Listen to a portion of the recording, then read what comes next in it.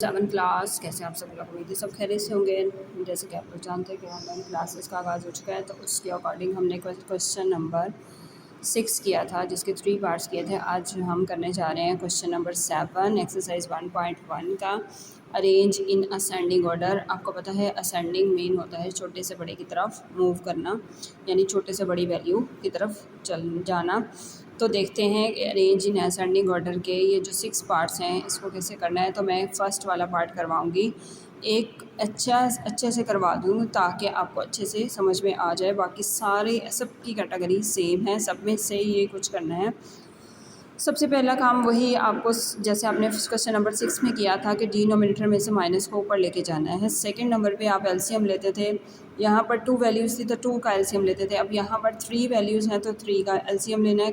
सारा कैटेगरी वही है जैसे आपके क्वेश्चन नंबर 6 की थी, उसमें आप 2 में से एक बताते थे कि ग्रेटर कौन सा है। अब इसमें 3 आ गए हैं तो 3 को अरेंज करना है कि असेंडिंग में कैसे है और डिसेंडिंग में कैसे है। 7 और 8 बेसिकली सेम है, उस करने का तरीका वही है। लास्ट पे बस इनके नंबर्स को असेंडिंग में रेंज दे देना है और 8 वाले में डिसेंडिंग में रेंज दे देना है। ठीक है, तो देखते हैं इसको कैसे करना है।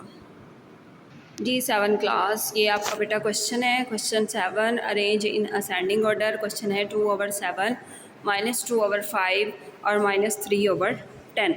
ठीक है, अब तीनों, अब उसमें पिछले क्वेश्चन में आपने पेयर बनाए थे 2 के। ठीक है, अब इसमें है 3 का पेयर है। तीनों में से बताना है कि असेंडिंग कौन सा है, डिसेंडिंग कौन सा है। अब असेंडिंग और डिसेंडिंग बताने के लिए आपको सबसे पहला काम क्या करना पड़ेगा, आपको एलसीएम लेना है। कौन से 3 नंबर्स का, यानी जो डिनोमिनेटर में 3 नंबर्स हैं 7, 5 और 10 का। 7, 5 और 10 का एलसीएम लेते हैं तो देखते हैं कि इसका एलसीएम क्या आता है। 2, 7 2 के टेबल में नहीं जाता तो 7 एज इट एज मूव हो जाएगा। 5 भी नहीं जाता 2 के टेबल में तो 5 एज इट एज मूव हो जाएगा। सेम इसी तरह 10 को अगर देखें तो 2 5 10 होता है।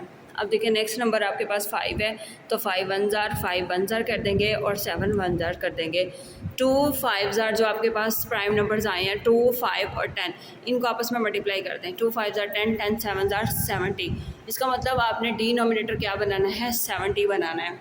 अगर हम अपने क्वेश्चन की तरफ दोबारा मूव करते हुए आए तो देखें कि 2/7 7 को किसके साथ मल्टीप्लाई करेंगे 70 बन जाए। अब डिनोमिनेटर को चेक करना है। नंबर आपके पास है 2/7, 7 को 10 के साथ मल्टीप्लाई करेंगे तो डिनोमिनेटर में 70 हो जाएगा। नोमिनेटर को नहीं देखते, डिनोमिनेटर को देखते हैं क्योंकि डिनोमिनेटर सेम करना होता है। 2 10 जार 20 और 7 10 जार 70। ठीक है, नेक्स्ट आपके पास नंबर है -2/5। अब देखिए 5 के अकॉर्डिंग आपको पता नहीं चल रहा। बहुत सारे बच्चे होते हैं जिनको डायरेक्ट नहीं पता चलता कि 5 के टेबल में किस नंबर पे आपका 70 आएगा।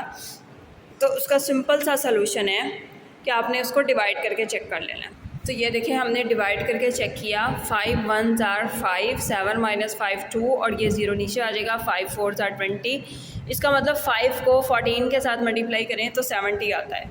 ठीक है, 5 को 14 के साथ क्या करें, मल्टीप्लाई करें तो 70 आपके पास रिक्वायर्ड हो जाता है। तो इसको आपने क्वेश्चन में रिपीट कर देना है, क्वेश्चन में इसको यूज़ कर देना है कि 5 14 जार 70 और -2 जो कि नॉमिनेटर में था तो -2 मल्टीप्लाई बाय 14 2 जार 28 तो -28/70 सेकेंड नंबर का आंसर आ जाएगा। जैसे कि आपके पास थर्ड नंबर मौजूद है -3/10। अब 10 को 7 के साथ मल्टीप्लाई करें तो 70 आता है। ठीक है, अब -3 7 जार 21 -21/70 आपका थर्ड का नंबर का आंसर आ जाएगा। फर्स्ट का आपके पास आया 20/70, सेकंड का आपके पास आया -28/70 और थर्ड का आया -21/70। अब देखिए असेंडिंग में रेंज देने के लिए आपको छोटे से बड़े की तरफ मूव करना है। आपके पास 2 माइनस के हैं, -28 और -21। पहले माइनस को देखते हैं। असेंडिंग ऑर्डर में जो आंसर होगा माइनस वाला पहले आएगा, पॉजिटिव वाला बाद में, क्योंकि माइनस वाली वैल्यू छोटी होती है। तो दोनों नंबर माइनस में से देख लें कि -28/70 और -21/70 में से छोटा कौन सा है।